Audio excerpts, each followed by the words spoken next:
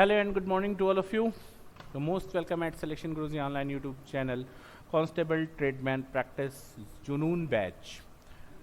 दोस्तों, previous question के analysis के बेसिस पर आज हम फिर आपके लिए मैथमेटिक्स के वो महत्वपूर्ण सवाल लेकर आए हैं जो आपके लिए बहुत फ़ायदेमंद है और जिसकी प्रैक्टिस आपके लिए बहुत फ्रूटफुल होने वाली है।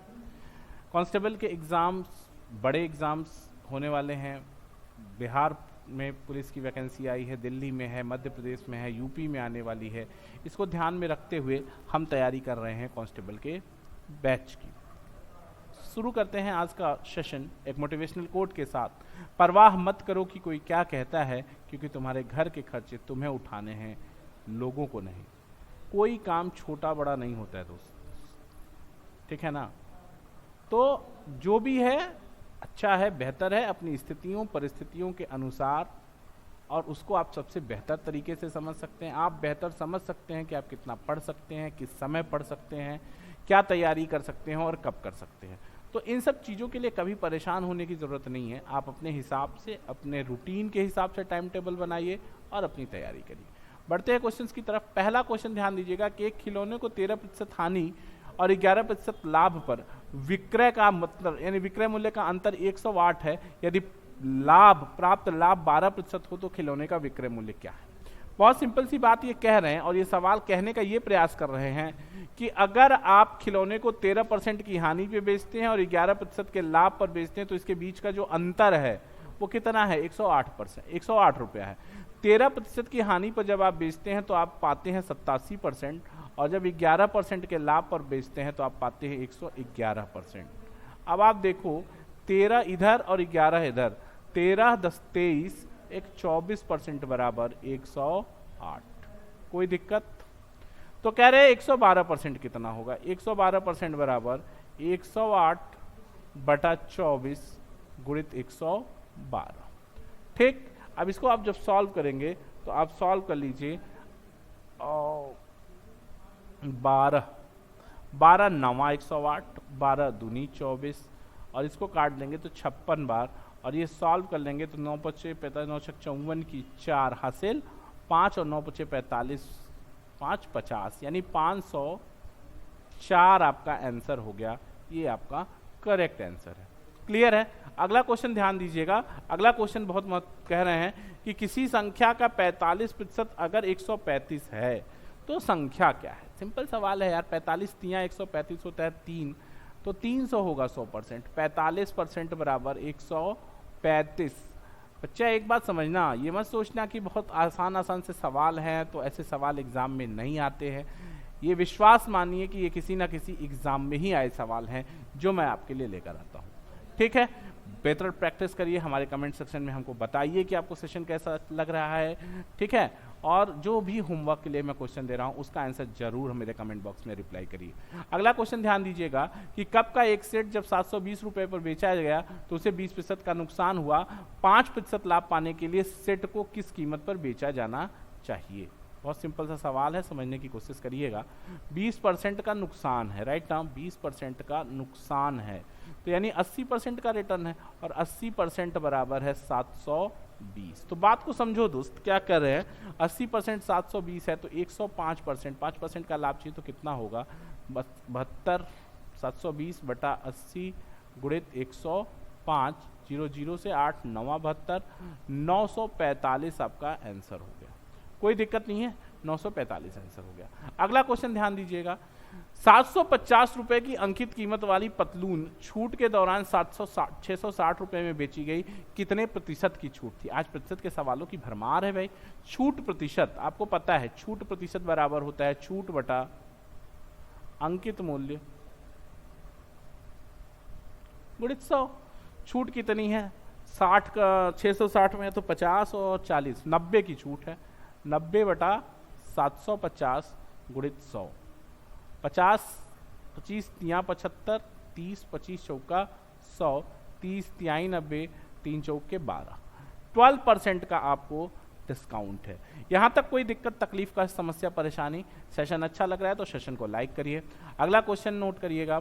कह रहे हैं कि 8% वार्षिक साधारण ब्याज की दर पर 1500 रुपए का 4 साल का ब्याज क्या होगा।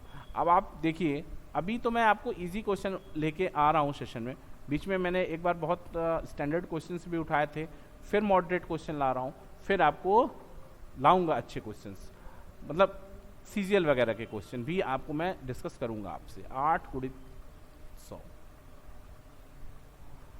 15 चौका 60, 8 छक 48, 480, 480 आपका आंसर हो गया।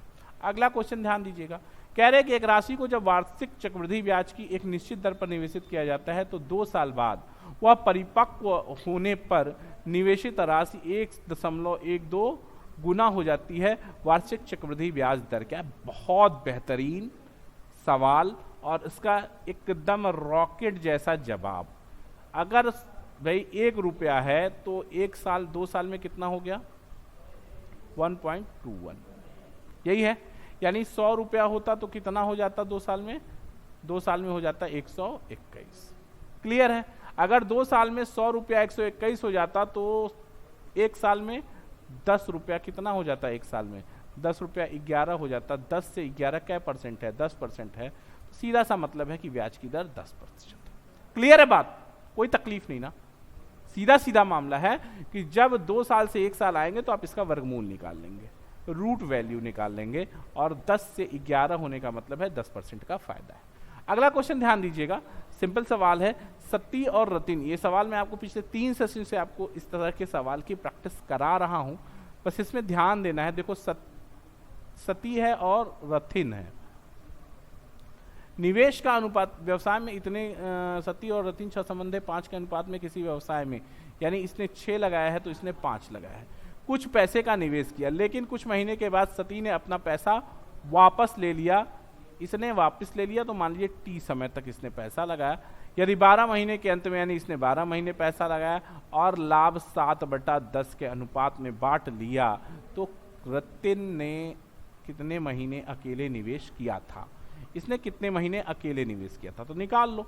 5 दूनी 10, 6 दूनी 12, 2 से खत्म हो गया, टी बराबर 7। यानी टी किसका है? टी सती का है। तो पूछ रहा है कि रतिन ने कितने महीने अकेले निवेश किया था? सती 7 महीना थी, 12 महीने में से 7 महीने यानी 5 माह इसने अकेले निवेश किया था।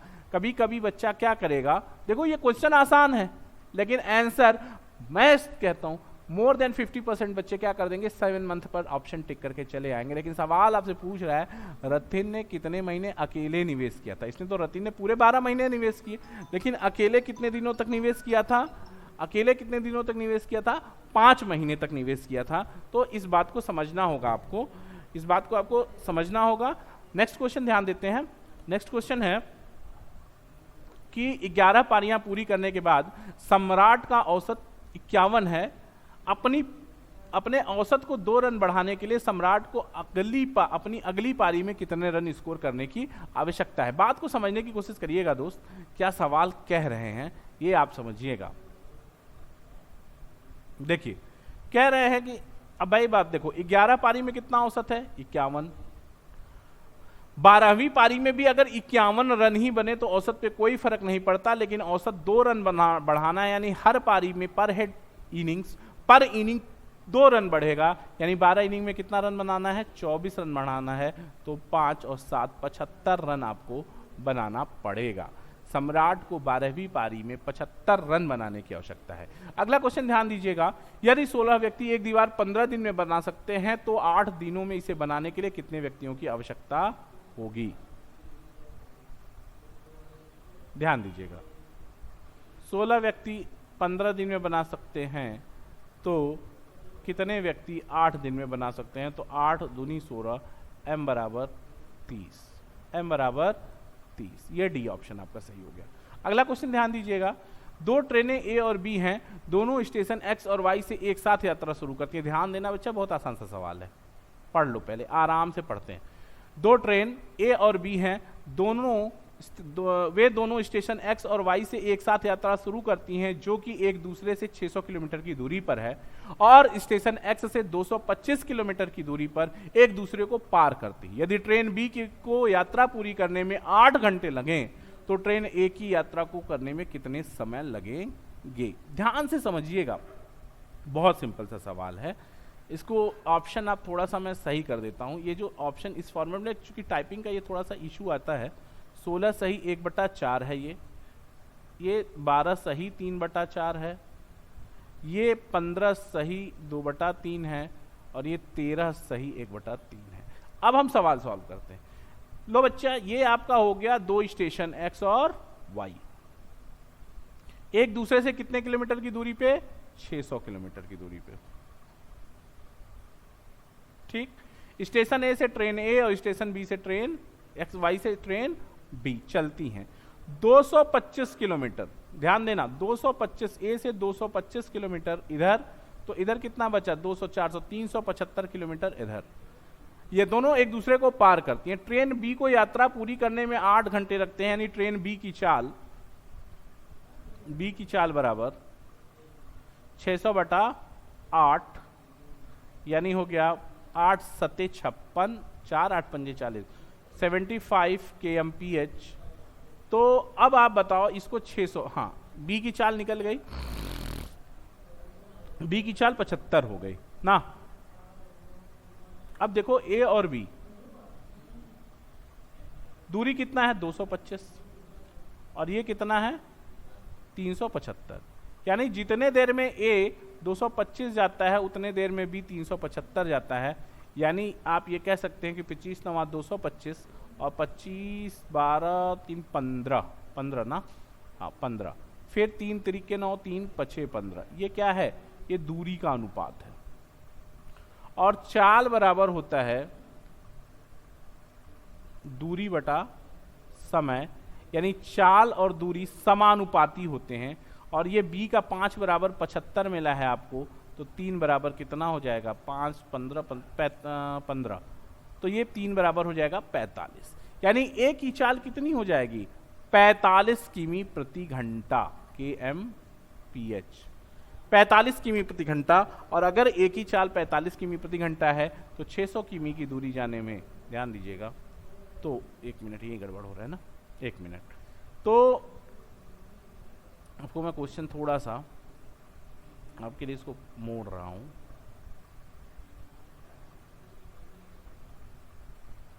ठीक है, तो अब बताओ हमको कि जो है 600 किलोमीटर की दूरी, अगर ए 600 किलोमीटर की दूरी 45 से कितने देर में करेगा? 15 तियाँ 45, 15 चौका 60 और 15 तियाँ 45, यानी 13 सही 1/3 घंटे में आपका ऑप्शन डी सही हो जाएगा। क्लियर? थोड़ा सा लेंदी कैलकुलेटिव क्वेश्चन था, लेंदी कह सकते हैं, कैलकुलेटिव नहीं, और लेंदी भी बहुत लेंदी नहीं, ये समझाने में आपको समय लग गया, लेकिन इसका कोई बहुत वो नहीं है। ठीक है, आगे बढ़ते हैं। अगला क्वेश्चन कह रहे हैं कि 7 विशेषज्ञ और 5 प्रशिक्षु, ठीक ना, ध्यान देना, 7 विशेषज्ञ और 5 प्रशिक्षु किसी काम को 9 दिन में पूरा कर सकते हैं, जबकि 4 विशेषज्ञ और 15 प्रशिक्षु इसे 12 दिन में पूरा कर सकते हैं। 5 विशेषज्ञ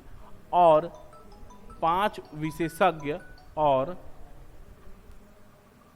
इसमें सवाल कुछ अधूरा छूट गया है। अच्छा, ये सवाल आपको पूरा नहीं है, चलिए ठीक है, इसको छोड़ देते हैं। ये सवाल अधूरा है, यहाँ छूटा हुआ है कितने प्रशिक्षुओं की संख्या नहीं दिया है, अधूरा। ठीक, तो आज के सेशन में बस इतना ही। कल फिर मुलाकात होगी कुछ और बेहतरीन, शानदार, चुनिंदा सवालों के साथ। तब तक के लिए जय हिंद, जय भारत।